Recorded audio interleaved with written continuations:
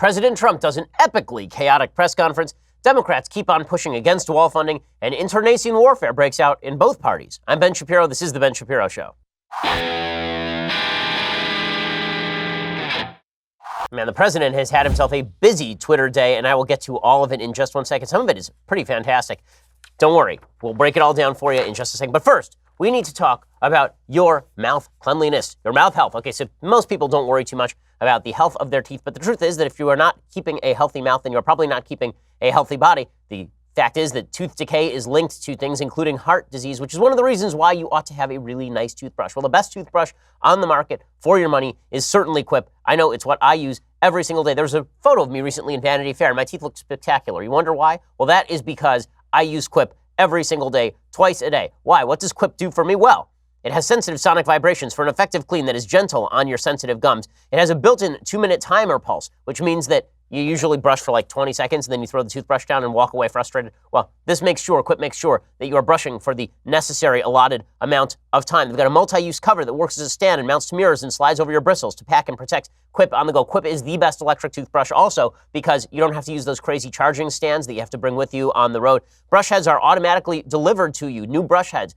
on a regular basis as well, so you never have to worry about that again. Quip is wonderful, and that's why over 1 million happy, healthy people have Quip right now. It starts at just $25. If you go to getquip.com/Shapiro right now, you can get your first refill pack for free. That is, once again, getquip.com/Shapiro, getquip.com/Shapiro, and get your first refill pack free over there, getquip.com/Shapiro. Go check it out right now. Okay, so yesterday, President Trump did an epically chaotic press conference, and it was the full Trump. He brought it all. It was a new year, and that man came ready to play. He's been ready to play on Twitter all day long. He opened this morning, actually, by retweeting a Daily Wire meme that we put out a couple of months ago maybe, about Elizabeth Warren that showed Elizabeth Warren's 2020 logo, but it said Elizabeth Warren, 1 out of 2020th, mocking the fact that she pretends to be 1 out of 1,024th Native American. President Trump retweeted that today with our watermark, so that's pretty spectacular. This is our world, and it's wonderful. It's a wonderful, wonderful world. It wasn't just that. President Trump also did a press conference yesterday. The dude loves memes. I mean, one thing you have to hand to President Trump is this is one entertaining dude. How do you know this? Well, he did his press conference, and at this press conference, he is sitting there, I believe it's in the Roosevelt Room, and he's got his beautiful large table, and right there in the center of his beautiful large table is a giant 11 by 14 piece of color photocopy of a meme of him that says sanctions are coming, as in winter is coming from Game of Thrones. Now, the sanctions, it doesn't reference like what the sanctions would be about or against whom or why this is on the table. And he never mentions it the entire press conference. He does an entire press conference with a meme of himself that says sanctions are coming in front of him in a Game of Thrones pose, and no one says anything about it. And nobody asks him a question about it. Nobody says, what the hell is this doing here? What does this mean? He never references it. He never says, you know why this is out? It's because I thought it was great and because I'm using sanctions against Russia or Iran or North Korea. No, instead, it just sort of sits there. And we all just accept it. Like it's like an Easter egg in the middle of life. It's spectacular. Okay, so President Trump is doing this entire press conference. It was a wild press conference, by the way. It was supposed to be theoretically about the wall. It did not end up being about the wall. It ended up being about foreign policy. It had its ups and it had its downs. It was an epic episode of good Trump, bad Trump. The president said some things that were quite good. He said some things that were quite bad. This is why you know him and this is why you love him. So here was President Trump on foreign policy. Here was something good that he said. He was asked about European disapproval, that right now his approval numbers in Europe are extraordinarily low. And the correct answer to this question is, who cares? They're European. And President Trump gets this one right. He says, who cares? They're European. When they say I'm not popular in Europe, I shouldn't be popular in Europe. If I was popular in Europe, I wouldn't be doing my job because I want Europe to pay. I'm not elected by Europeans. I'm elected by Americans and by American taxpayers, frankly. I wouldn't say they're thrilled because they've had many, many years where they didn't have to pay. So now they're going to have to pay. And if that makes me unpopular in those countries, that's okay. But we're doing tremendous service to those countries, and they should at least respect us. And I love when President Trump then continued, and he said, and if I were running for office in any of those European countries, I'd win, which is just spectacular Trump. I mean, that is top shelf Trump. And of course, he's right about all of this. And it is really stupid to suggest that we need the approval of the Europeans to run our own foreign policy. Mitt Romney had written in his foolish editorial in the Washington Post that the Europeans had far more confidence in our foreign policy under President Obama than President Trump. Right, because their priorities were President Obama's priorities, whereas American priorities are President Trump's priorities. This is a winning point for the president. This is the reason that he was elected, is specifically because people felt that President Obama had not done a good job of representing American interests at home and abroad, and President Trump was going to at least put American interests first, right? I mean, this was one of his campaign slogans. So that was really good. Then President Trump got to his actual policy. Now, I wish that there were a link between President Trump's rhetoric about putting America first and his actual policy, because I think that his policy is in many cases wrong, and I think that his view of the world is in many cases wrong. So I appreciate the attitude, which is that America's interests are paramount. I don't necessarily think it links up with his policy, however. So President Trump was trying to justify his policy in Syria. Now, suffice it to say, there is a complex case that can be made for his policy in Syria. There is an editorial that I read recently that was from an actual member of the Obama administration praising President Trump's decision to pull out of Syria, suggesting that it would sort of thrust regional responsibility onto the Turks, onto the Russians, onto the Syrians, that no solution was going to be reached with regard to northern Syria or Kurdistan without Turkish buy-in, so trying to lock the Turks out would be a mistake. Suffice it to say, I think that logic is wrong. I think that the Turkish government right now, run by Recep Tayyip Erdogan, is one of the worst governments in the world. It's really a truly awful government. Erdogan is a dictatorial, autocratic thug. He's ripped every pretense of democracy away from his nation, and trying to pretend that Turkish interests are American interests are foolish. Trying to pretend Russian interests in the area are American interests, that's foolish too. Trying to pretend that the Syrians have any interest in either wiping out ISIS or in establishing any sort of stability that doesn't make them a proxy of Iran, that's foolhardy as well. But President Trump tries to justify his policy in Syria. I will say this about President Trump. President Trump does have a gift for aphorism. There's no question that the man has a real gift for being able to encapsulate his ideas in very short and convincing sentences. But I don't think that this is an actual policy, what he's about to say about Syria. Syria was lost long ago. It was lost long ago. And besides that, we're talking about sand and death. That's what we're talking about. We're not talking about, vast wealth. We're talking about sand and death. Okay, so I'm not sure whether, if there were vast wealth there, that would really change our calculus very much. The reason we are in Syria, presumably, is to fight ISIS. He's not wrong. Syria is a tinderbox. Syria is a lot of sand and a lot of death, but that doesn't mean that death can't be exported to other places. That's the reason we were there in the first place. That's the reason we were in Iraq in the first place. So when President Trump says that Syria was lost long ago, that's true. The Obama administration made certain that Syria's regime would not be toppled. That was the case since 2011, 2012, 2013. But when President Trump sort of ignores the ongoing American responsibility to both our Kurdish allies and to citizens around the world, American citizens, who ought to and have right to be concerned about the continued rise of ISIS in northeastern Syria, that is a point of ignorance. So, again, I like President Trump's America First perspective. I don't necessarily think that it translates into a solid policy. That became particularly true when President Trump talks about issues of history. So, you don't need to be a historical scholar to achieve the right answer on foreign policy, but sometimes it helps. It means that you are less gullible. It means you are less likely to fall for a self-flattering version of history pushed by revisionist historians.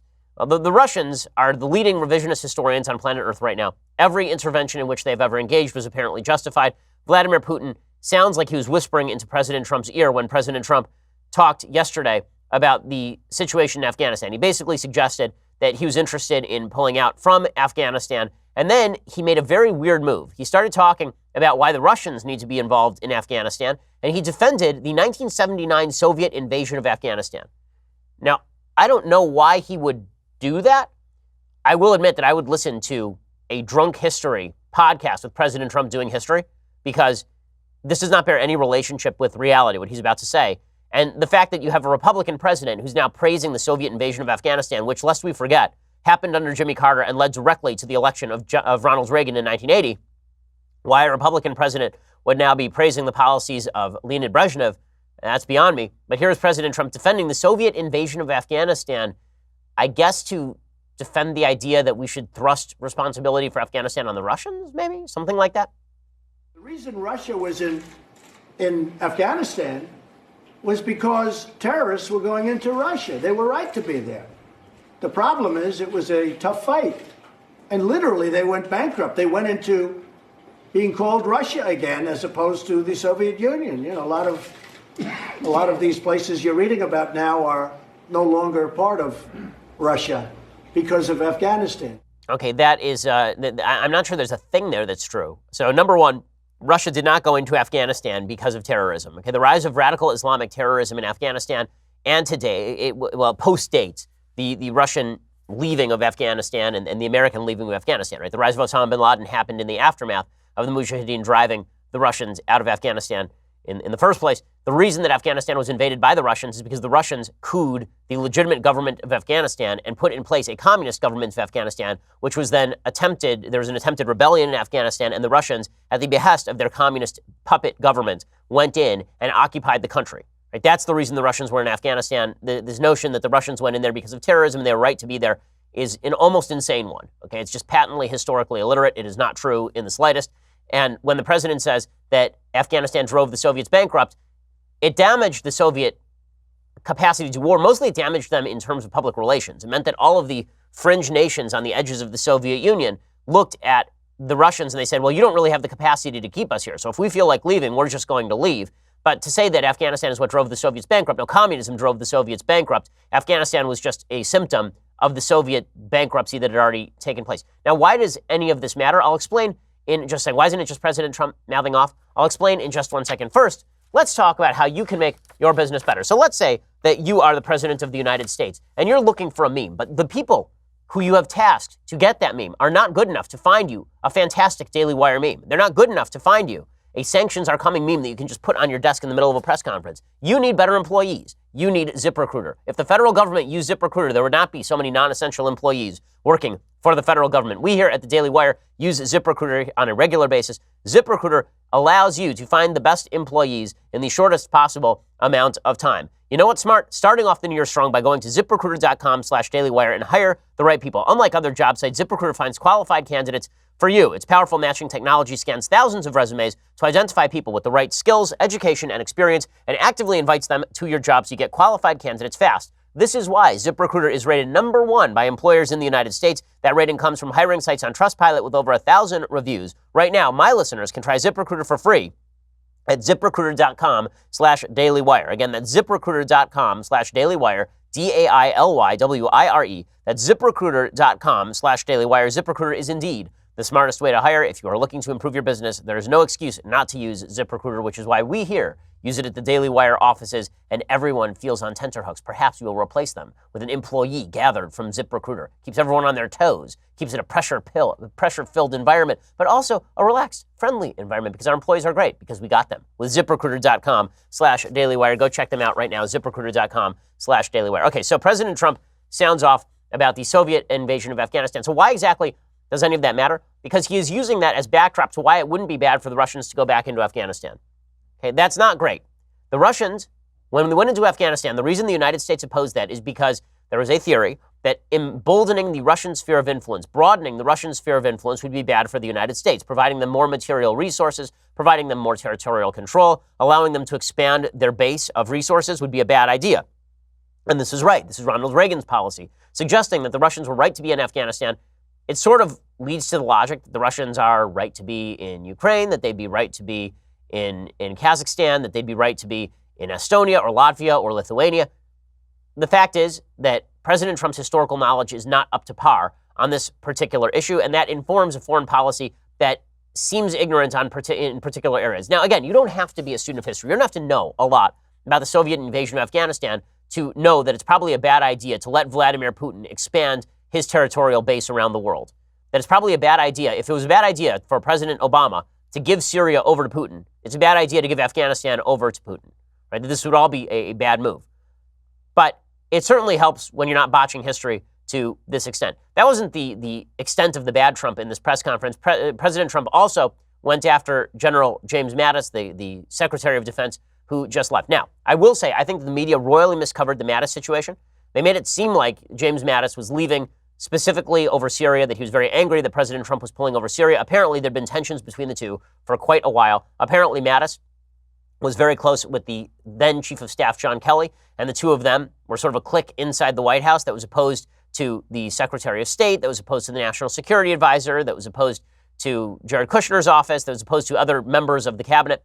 With all of that said, when Mattis left, President Trump's best move would have been to just say, well, thank you for your service, General. I'll see you later. And if Mattis has a couple of parting shots on the way out, well, that's the way it goes. Nobody really cares. Everybody moves on with their life. Instead, President Trump has never been a man to take anything lying down. And so here's President Trump slamming James Mattis after Mattis's exit from the White House. General Mattis thanked me profusely for getting him $700 billion. He couldn't believe it.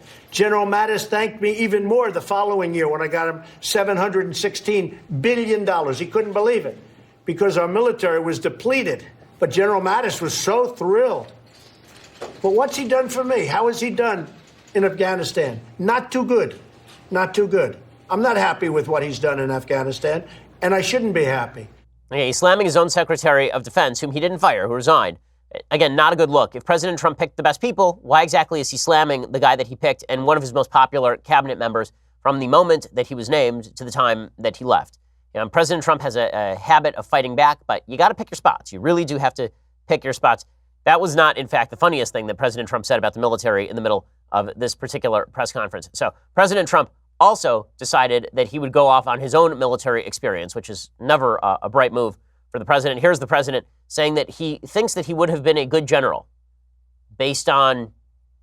Here he is. It's the craziest thing I've ever seen. I think I would have been a good general, but who knows? Well, I mean, who knows? Okay, look, here's the thing. When President Trump is like this, when President Trump does this sort of thing, it does raise the question as to how much his personality is impacting his policy decisions. Whether it's personal animus that is driving his decision-making on Syria or on Afghanistan, whether it's his personal like for Kim Jong-un that is driving his policy on Kim Jong-un. What's the separation between personality and policy? Yeah, and the answer for Trump is, I think, not much. I think that personality does drive his policy in many ways, and that means that he is reacting to circumstances around him, sometimes for bad, but sometimes for good. And this brings us to some good Trump. So, President Trump, I do not think is doing the wrong thing when it comes to this government shutdown over the wall. I don't think that President Trump should be blamed for the fact that Democrats are not willing to give him the money that he needs to install some sort of physical barrier on the southern border to prevent mass immigration from south of the border illegally into the United States. It doesn't seem like a lot to ask. Let's just be real about this. We have a $22 trillion deficit in this country. The Democrats pretending to be fiscally responsible is a joke. It is ridiculous. It is silly. It is not real. They have spending priorities that include funding Sesame Street, but not the actual border wall on the southern border that will protect people from being murdered inside the United States by, whatever number of criminal illegal aliens actually cross. President Trump is not wrong to do any of this. So when President Trump speaks out about it, his stubbornness is an asset. So stubbornness, as we all know from people that we know, from our parents, from our friends, when your friend is stubborn in your defense, it's really good. When your friend is stubborn being a dummy, that's really bad. Well, President Trump is stubborn both ways. And so we've seen him earlier in the show be a little bit foolish with regard to, more than a little bit foolish, with regard to Soviet policy or with regard to Syria or with regard to General James Mattis. But when it comes to him being stubborn on the wall, this is where the stubbornness can be utilized in a good way. This is where the fact that Trump has this real stubborn streak can pay off for conservatives. So here's President Trump explaining to Nancy Pelosi that, listen, the Vatican has a wall. Like, you guys are whining about walls. Walls work. Here's President Trump explaining, and he's, of course, exactly right. When they say the wall's immoral, well, then you got to do something about the Vatican, because the Vatican has the biggest wall of them all. The wall is immoral. Look at all of the countries that have walls, and they work 100%. It's never going to change. A wall is a wall. Okay, and he's exactly right about this, and this is a point where his stubbornness is an actual asset. This is why he really should give a national address, President Trump. He should call a primetime national address on as many networks as will give him the airspace, and he should say, here is why we need a wall. Here are the names of the people who have been killed because we don't have a wall. Here are the costs to our country because we don't have a wall. Right? This would be a time for President Trump to use that bully pulpit and really get out there in front of the American people. And President Trump makes a pretty good point here, which is the courts gave President Obama tremendous power to ignore the law when it came to allowing illegal immigrants to stay. Imagine if we applied that kind of power to me. I haven't tried to seize that kind of power, but apparently the left was fine with presidents having that kind of power in the first place. If President Obama is allowed to do what he did on DACA, then I'm allowed to do whatever I want to do on things that, probably a president, as he said, probably a president doesn't have the right to do. Okay, and Trump is exactly right about this too, which is Democrats are very comfortable with executive power so long as the executive power is being used on their side. I think that President Trump's case for the government shutdown is not a bad one. His case for standing up for the wall is actually quite a good one, but he needs to make it more forcefully than just going on Twitter. And that means going to rallies. It means speaking out loud, because now people are actually not going to get paid. For starting basically on Friday, people are not going to be getting their paychecks now. Do I think that the government shutdown is the end of the world? No, I've never thought that the government shutdown is the end of the world. I've never thought that it's going to be the zombie apocalypse because a certain percentage of non-essential employees will not be paid for a couple of weeks. I don't think that's the end of the world. I don't think most Americans really feel it. I mean, you're still getting your mail. You're still getting your Social Security checks. You're still getting your Medicare coverage, right? You're still getting all the things that the federal government is there to provide, at least so far as the left social service network is concerned. So I don't think there's a huge panic area, but it's a good point of leverage for President Trump. What's amazing, though, is the media coverage. So remember, when Ted Cruz was, quote unquote, responsible for shutting down the government in 2013, for not giving Obama funding for Obamacare, the media put it all on Cruz. It was not Obama's fault. It was Cruz's fault. So it was Congress's fault for not giving the president what he wanted and thus forcing a shutdown. Now, when it's Congress not giving the president what he wants and thus forcing a shutdown, it's President Trump's fault. Look at the sort of media, glowing media coverage that Nancy Pelosi has been receiving for saying that she will not budge an inch on the wall. Here she was being interviewed on Good Morning America about the wall, and she says, listen, we're not going to give a dime for the wall. Are you willing to come up and give him some of this money for the wall? Because apparently that's the sticking point. No, nothing for the wall. We're talking about border security. Nothing for the wall, but that means it's well, a we can go non-starter. through this all, back and forth. No. How many more times can we say no? Nothing for the wall. Okay, so where is the questioner saying, okay, so you're willing to allow people to go without paychecks? Right? Ask Nancy Pelosi the same questions you're asking President Trump and make her answer whether she's willing to allow people to go without paychecks, to let national parks shut down, simply to not fund a border wall that will keep Americans safe. It's pretty incredible. It really is. In a second, I'm going to show you how the media continue to play defense for the Democrats, even in a situation where they would never do anything similar for Republicans, of course. But first, let's talk about your sleep quality. So, when you go to sleep every night, you think about the comfort level of your mattress, you think about the temperature in your room, but how often do you think about your sheets? The answer is probably you don't think about your sheets all that often because, well, why would you? Except that that's probably the reason you're not getting a better sleep. You need a better set of sheets, and that's where Boll and Branch comes in. Everything that Boll and Branch makes, from bedding to blankets, is made from pure 100% organic cotton. It means they start out super soft and they get even softer over time. You can buy directly from Boll and Branch, so you're essentially paying wholesale prices. I love my Boll and Branch sheets. They are so good that I threw out all my other sheets and got only Boll and Branch, because after you've slept on Boll and Branch sheets, it sort of ruins all other sheets for you. Luxury sheets, again, can cost up to $1,000 in the store. Boll and Branch sheets, just a couple of $100. Even 3 U.S. presidents sleep on Boll and Branch sheets. Shipping is free. You can try them for 30 nights. If you don't love them, send them back for a refund, but you're not going to want to send them back. To get you started, right now, my listeners get $50 off your first set of sheets at bollandbranch.com, promo code Ben. That's bollandbranch.com, promo code Ben. Again, bollandbranch.com, promo code Ben for $50 off your first set of sheets. That's BOLL and branch.com, promo code Ben today. There's a reason that my wife and I love our Boll and Branch sheets. There's a reason that we bought them for our kids' rooms.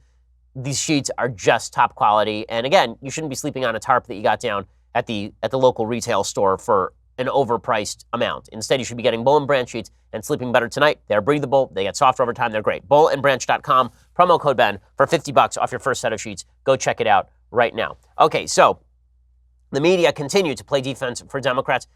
Take, for example, this clip. Nancy Pelosi's daughter, and she was on MSNBC, and she was talking about, or CNN rather, and she was talking about her mother.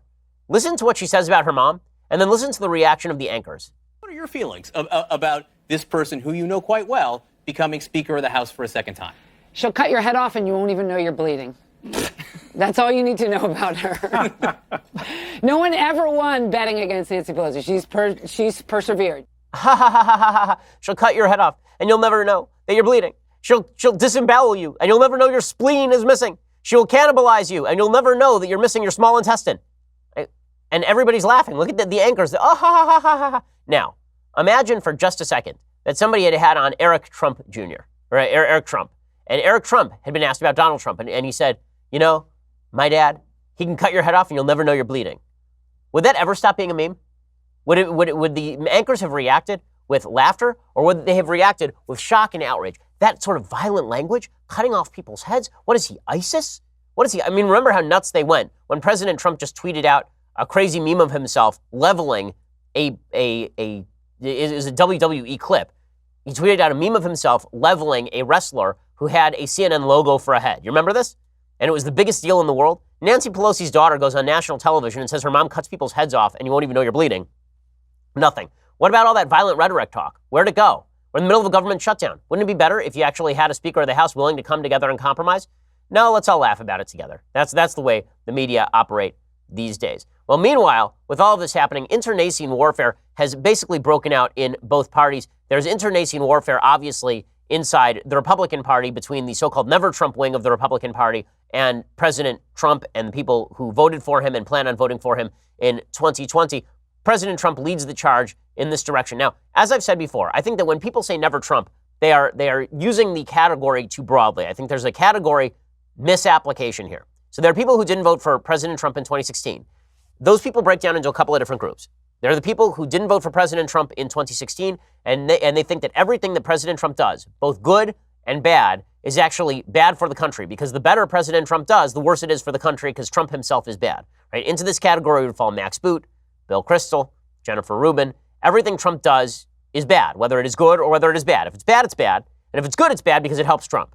Right? That is perspective number one from the Never Trump category. Perspective number two, Never Trump was a category of people, a group of people who said, we're not going to vote for Trump in 2016 based on the available evidence at hand because we think that he lacks character and we don't know he's going to be conservative. Right? And we will judge him based on his evolution and his actions on a day-to-day basis. Right? This would be people like me. I didn't vote for President Trump in 2016, but I evaluate him on the basis of, is he doing something good or is he doing something bad? Just like we did on today's show. We've been utterly consistent since 2015. There's good Trump, there's bad Trump. They exist in the same human, right? All of this is true. So that's category number two. So when you're talking about the people who overall say that everything Trump does is bad, so I think that we should actually have three categories of people with regard to Trump. They're the always Trumpers. Everything Trump does is good no matter what, doesn't matter, right? Him making comments about Megyn Kelly's bleeding wherever, that's good because Trump said it, right? Those are the always Trumpers. It's like the Bill Mitchell crowd. And there are the never Trumpers. Everything Trump says is bad, even if he's moving the embassy to Jerusalem and helping to destroy ISIS, all that's bad because it helps Trump. And then there are the sometimes Trumpers who say, okay, here's what he's doing that's good, and here's what he's doing that's bad. I think the vast majority of people fall into the sometimes Trump category, whether or not they vote for Trump or not in 2020, they at least acknowledge what he's doing that's good and what he's acknowledging that's bad. Okay, so President Trump is taking on a group of people who I think are rightly being called never Trumpers, meaning that Mitt Romney, Jeff Flake, a group of people who feel the constant necessity to deride pretty much everything that the president does with the belief that President Trump's successes contribute to the unsuccess of the country. I think this is the subtle message of Mitt Romney's op-ed yesterday in the Washington Post. He acknowledges that President Trump has done good things on conservative policy, but then he basically says all of that good is undone, and not only undone, made bad almost, by President Trump's character, because President Trump, as a man of little character, everything that he does that is good, that re-enshrines that man in office, is a bad thing. That was sort of Mitt Romney's take in the Washington Post. Well, Trump went after Romney, and I don't think that this was completely inappropriate. Here was President Trump yesterday going after the senator from Utah. I was surprised at Mitt Romney, but I just hope he's going to be a team player, and if he's a team player, that'll be great. I will say this. If he fought really hard against President Obama, like he does against me, he would have won the election. Does that make sense to you?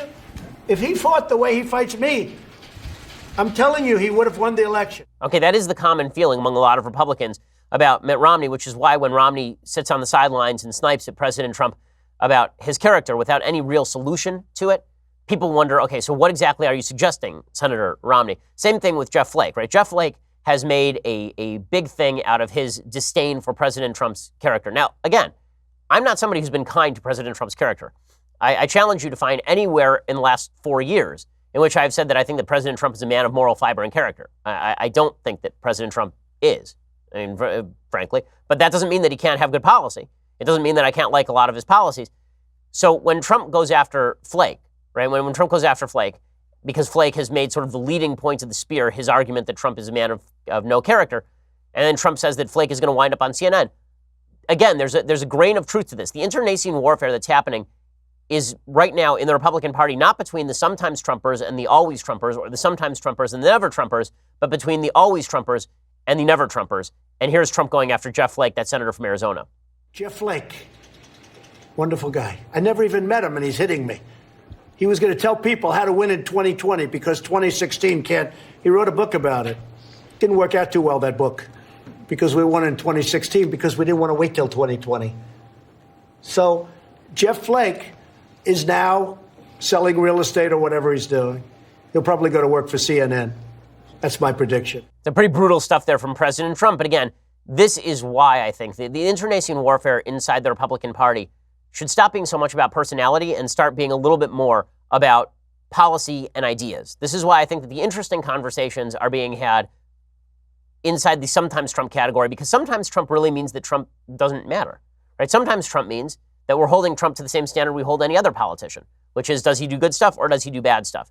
If you are loyal to President Trump through and through, he can't do anything that would alienate you in any way, then you're doing politics wrong. And if you are a never a Trumper in the sense that everything that President Trump does is inherently bad, then I would suggest you're also doing politics wrong, because viewing politics and policy through the lens of one particular man is a recipe for narcissism for both him and for you. Okay, so in a second, I want to get to the Democratic chaos that's been breaking out, because it's not just chaos on one side of the aisle. The internecine warfare in the Democratic Party is going to get really bad really quickly.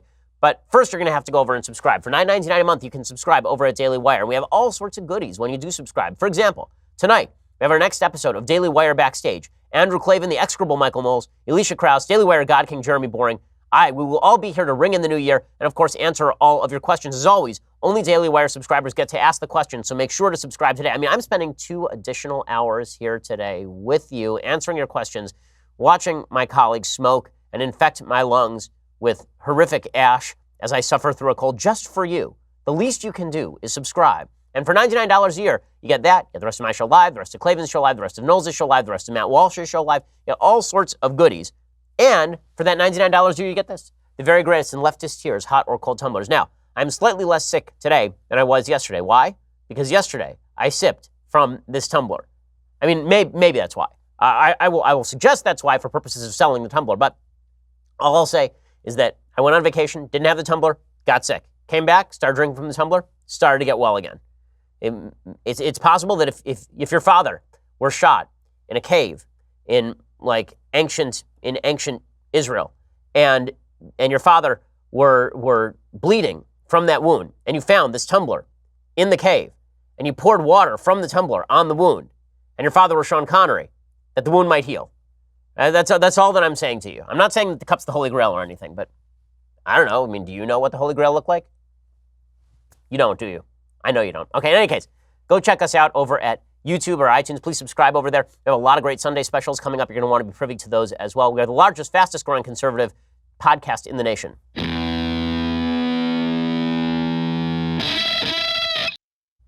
Okay, so it's not just internecine warfare on the Republican side of the aisle. And again, I think the internecine warfare on the Republican side of the aisle is actually less divisive inside the Republican Party than the internecine warfare on the Democratic side of the aisle. I think that Republicans have basically come to a pretty solid consensus about President Trump. Overall, they like him. Overall, they like his policies. They may disdain some of the things that he does or says. They may have qualms about his character. But overall, the guy does have like a 90% approval rating inside the Republican Party. The same is not true inside the Democratic Party. And so they are deciding on which angle to take. And right now, they don't have an angle. Right now, they are just beating each other's brains in. It's pretty astonishing, actually. So this is evident in everything from their congressional policy to the presidential race of 2020. So take, for example, congressional policy.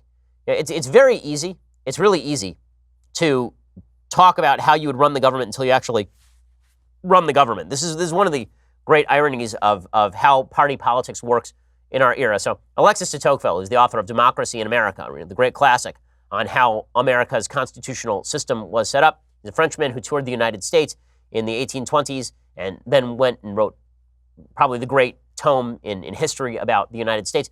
He talks specifically in Democracy in America about times in which parties are great and times in which parties are small. And what he says is that when a country is in crisis, then parties are great, meaning that they have broad, overarching ideas that they're going to bring revolutionary change. And when times are pretty good, when times are not chaotic, then parties are small, meaning that they fight about personality and they fight over small details and they seem petty. Okay? That suggests to me that while we all think that we're in a crisis, what we're really in is in a pretty good time in American history, because the parties seem to be pretty small and they're fighting about pretty small things. Now, they like to pretend that they're fighting about big ideas and big things. When it comes right down to it, the warfare inside the parties, inside the Democratic Party, inside the Republican Party, they're over relatively trivial differences. I'll take, for example, the Democratic battle that is now broken out over pay-go budget rules. So for those who don't remember pay-go budget rules, basically the rule of pay-go is that you're not allowed to pass a bill that adds to the budget deficit without a method for rectifying the budget deficit. So if you pass an additional spending bill, then you also have to pass an additional tax bill. Well, Nancy Pelosi, believe it or not, in the House, is trying to push new pay-go rules. Now you say to yourself, why would Nancy Pelosi want to do that? Nancy Pelosi is not fiscally responsible. Why would she want to rein in spending by requiring taxation to pay for that spending? Don't Democrats just want to blow out the deficit? The answer is yes, Democrats don't care about spending. What this pay-go rule is actually designed to do is to centralize power in the hands of committee chairmen, in the hands of a centralized elite at the top of the Democratic Party, and also it's meant to prevent further tax cuts. Right? That's what pay-go is designed to do. Basically, historically, Democrats have opposed pay-go because they want to blow out the spending, and Republicans have opposed pay-go because they want to lower the taxes.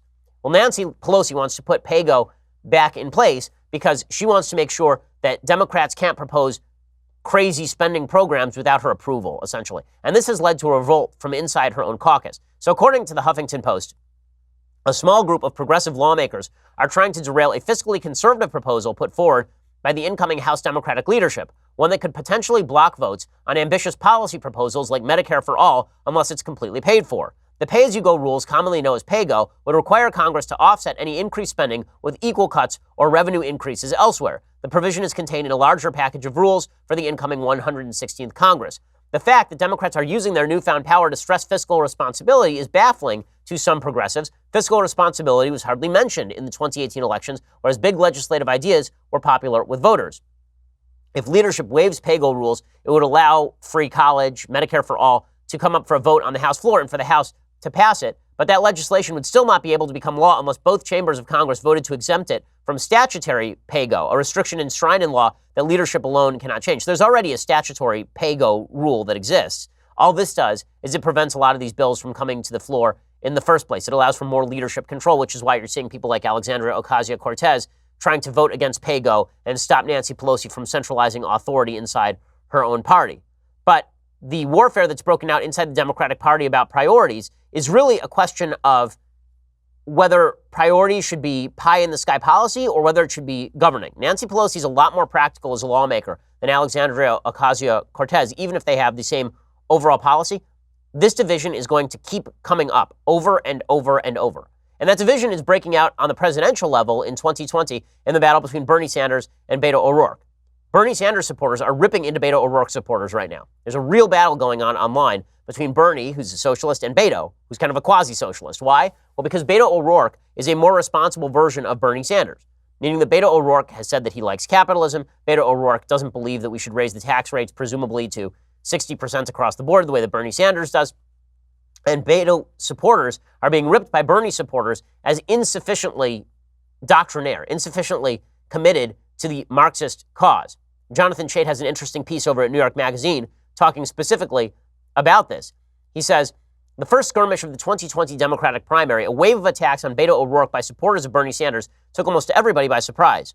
On the outside, it looks like one of those inscrutable, personality-driven online spats that characterized the Twitter era, but the feud is neither petty, nor personal, nor irrational. It's the first shot in a war that may well continue for the next year and a half.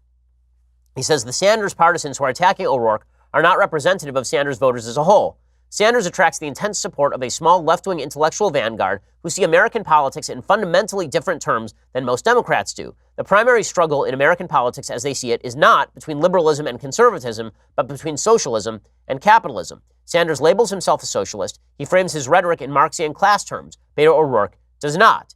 And that means that the Beto supporters and the Bernie supporters are really going to war with one another. Now, this is going to take a lot of different forms, but one of the forms it's going to take is Beto supporters coming after Bernie for Bernie's personal foibles. So Bernie Sanders made a big mistake yesterday. There was a story that broke in Politico about how more than 24 women and men who worked on Sanders' 2016 presidential campaign are now seeking a meeting with Sanders to discuss the issue of sexual violence and harassment on the 2016 campaign for the purpose of planning to mitigate the issue in 2020. Bernie Sanders was asked about it yesterday. He said he didn't know anything about it at the time. He was a little busy, which is a bad answer. Right? He should have just said, I didn't know anything about it. We'll get to the bottom of it. But things are going to get rough inside the Democratic Party. It is easy to be the non-governing party. It is much more difficult to be the actual governing party, and that's what Democrats are about to learn in both the House and they're about to learn in the 2020 Democratic primaries as well. Okay, meanwhile, I have to tell you the craziest Twitter story I have seen, like, ever. Okay, so my business partner, Jeremy Boring, it's really spectacular. He was suspended from Twitter today. Why was he suspended from Twitter? Because someone wrote a tweet about a recipe for Brussels sprouts. And then Jeremy tweeted, quote, even better, coat with melted butter, salt, pepper, paprika, and a dash of Worcestershire, sear in cast iron in bacon grease for 30 seconds or until brown, then throw them away and burn your face off with the hot pan because even that would be better than Brussels sprouts. And he made a joke about how Brussels sprouts suck. Twitter suspended him. I am not kidding you. Twitter sent him a 12-hour suspension. Why? Because they said that he had violated their rules against promoting or encouraging suicide and self-harm. They said you may not promote or encourage suicide or self-harm. When we receive reports that a person is threatening suicide or self-harm, we may take a number of steps to assist them, such as reaching out to that person and providing resources, such as contact information for our mental health partners. If you are having thoughts of self-harm, suicide, or depression, we encourage you to please reach out to someone and request help. So Jeremy made a joke about Brussels sprouts being so terrible that you'd be better off throwing away the Brussels sprouts and burning off your face with a frying pan. And Twitter suggested that he was recommending suicide or self-harm because of the wide spate of people across the United States who have been burning off their own faces with frying pans after throwing away their Brussels sprouts. And this is patently insane stuff. Ellen Barkin, the actress from Animal Kingdom, by the way, she is still on Twitter and has not been suspended despite calling for Louis C.K. to be raped and shot. That's totally okay. But Jeremy makes a joke about Brussels sprouts and vegetables and Twitter suspends him. Why did any of this happen? Why is any of this happening? The reason that all of this is happening in the first place is because all of our social media monitors are of the left. And the social media monitors, here's the way it works. And it works this way in terms of boycotts, and it works this way in terms of Twitter suspensions or Facebook suspensions. There's a small group of motivated leftists. Here is what they do. What they do is they monitor accounts like mine or like Jeremy's or like yours, and then they find something that they can take some fringe offense at, and they send it in to the arbiters, the powers that be. And then they know that the powers that be are already predisposed not to like me or like Jeremy or like you, and then the powers that be give the benefit of the doubt to the person complaining, and they suspend you. And that's the way this works on Twitter. That's the way that it works on Facebook as well. It's really ugly stuff. It's the way that it works with boycotts, too. And we've seen boycotts in the past against Laura Ingraham, and we've seen it against Tucker Carlson on the basis of really, really weak sauce. Why? Because what's happening is there's small groups, people like Media Matters or Sleeping Giants, and they have a list of like 20 activists, and they send out an email to those 20 activists, and they say, today we want you to target X advertiser, or we want you to target Twitter, or we want you to target Facebook. We want you to send an email or a phone call to customer service at these places complaining about such and such a person. And those companies, because they don't want to be bothered, respond by either dropping their advertising or suspending people or destroying their social media influence or destroying their reach. In other words, we live in a society that takes certain things for granted. One of the things that we take for granted is that we don't want to bother each other. But because we all take for granted living in a society together with a social fabric where we're supposed to not bother each other, because we all take that for granted, we assume that if somebody actually is complaining, if somebody actually is making trouble, if somebody actually is the squeaky wheel, they deserve the grease. Right? We're making a baseline assumption of honesty and decency in our political lives, which is that nobody wants to be bothered, and you're a nice person, so you don't actually want to bother me.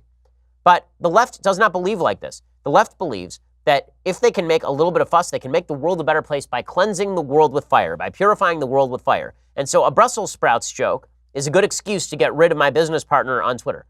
A joke by Louis C.K. about the Parkland survivors, that's a reason to destroy Louis C.K. Not his personal behavior, his joke about the Parkland kids.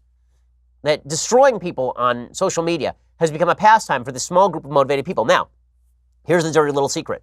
No one cares what these people have to say. Advertisers need to understand this. Undoubtedly, there will be calls to boycott at some point, me or anybody else. There will be no boycott. Boycotts don't materialize like that. Okay, Chick-fil-A, there were calls to boycott it. You know what happened to Chick-fil-A? It made more money because no one cared. But people have to stop being so scared of this small group of motivated people and understand that those motivated people have bad intent and are not actually trying to police decency. They're actually just trying to ram through their political point of view on the back of everybody else's apathy.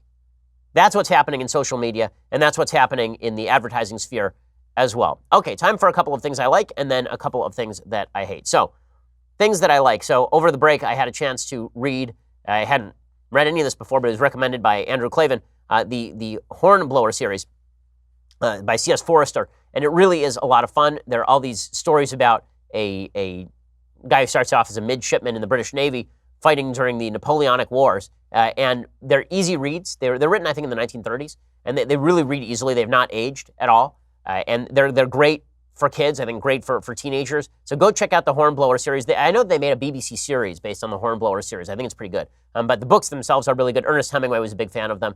A lot of great writers have looked to them as kind of models of adventure literature. Go check them out. The Hornblower series, this one is Mr. Midshipman Hornblower, which is the first in the series. Okay, time for a couple of things that I hate. Okay, so a couple of things that I hate today. This is an amazing, amazing story. So there's a story from NPR about why millions of kids can't read. And here is what they say.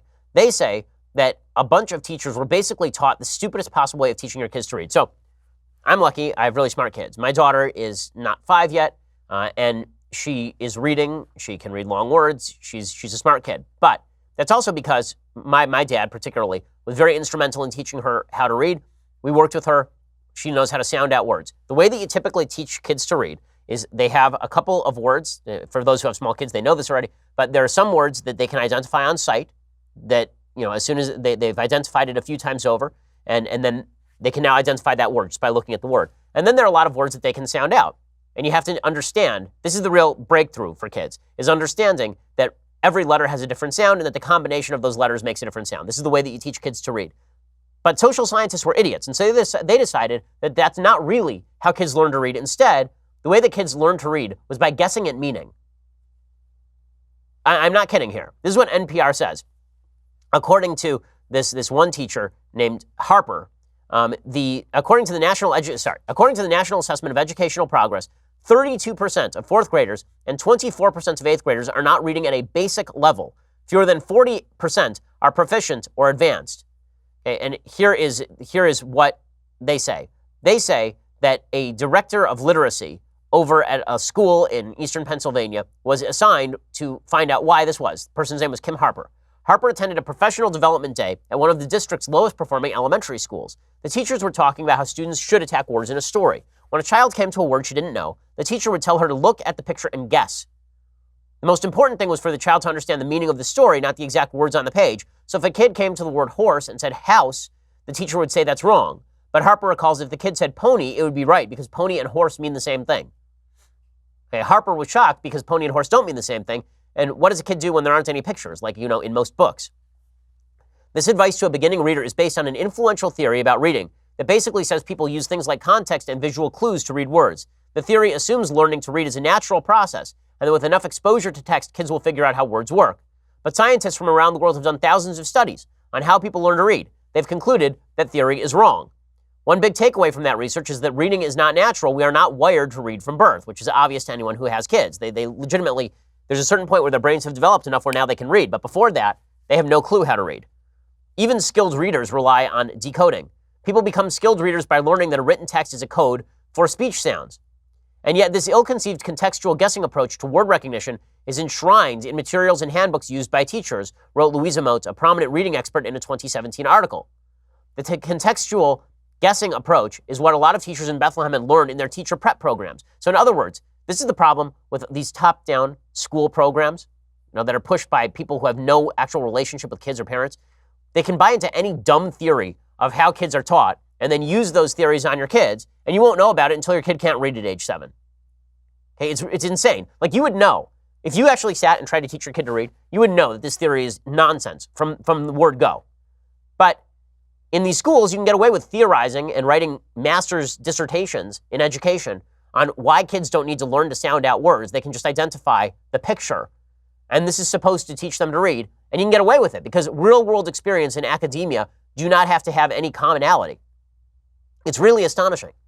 And this sort of social science nonsense has permeated every aspect of our lives, from questions about gender, where the science is very clear that there are differences between men and women, to questions about IQ, right, where people are now saying that IQ is not a good test of intelligence. No, IQ isn't a perfect test of intelligence, but IQ does actually measure some general level of intelligence, particularly in areas like fluidity and how quickly you grasp concepts. It doesn't have a 100% crossover with success in life IQ. As I've said before, I went to a highly gifted program in middle school. I got in, there was a cutoff at a certain IQ point. I was above that IQ point, but I wasn't like leaps and bounds above that cutoff point.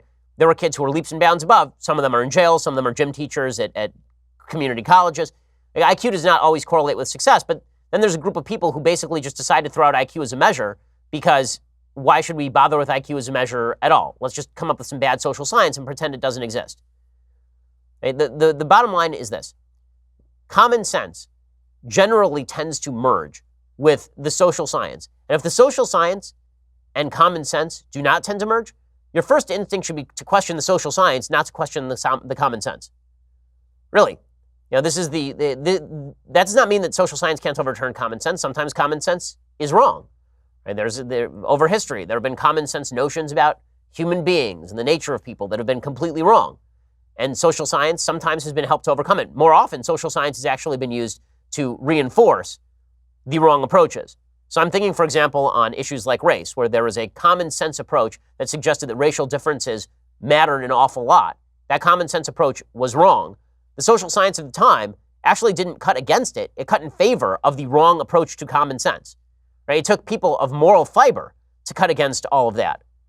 But in general, as a general rule, if a social science study is teaching something that you know to be false, then your first instinct should be to question whether the social science, I'm not talking about like science, like, mathematical measurements or something. I'm talking about the science of what you know to be true about human nature. If it turns out that the social science is suggesting something that sounds ridiculous, it's probably because that thing is ridiculous. And that's true whether you're talking about reading or whether you're talking about gender or anything else where human beings have had good experience with human nature for quite a long time. For quite a long time. Okay, well, we'll be back here tomorrow to talk about all of these and more issues. I'm Ben Shapiro. This is The Ben Shapiro Show. The Ben Shapiro Show is produced by Senya Villarreal, executive producer Jeremy Boring, senior producer Jonathan Hay. Our supervising producer is Mathis Glover, and our technical producer is Austin Stevens. Edited by Alex Zingaro. Audio is mixed by Mike Caramina. Hair and makeup is by Jesua Alvera. The Ben Shapiro Show is a Daily Wire Forward Publishing production. Copyright Forward Publishing 2018.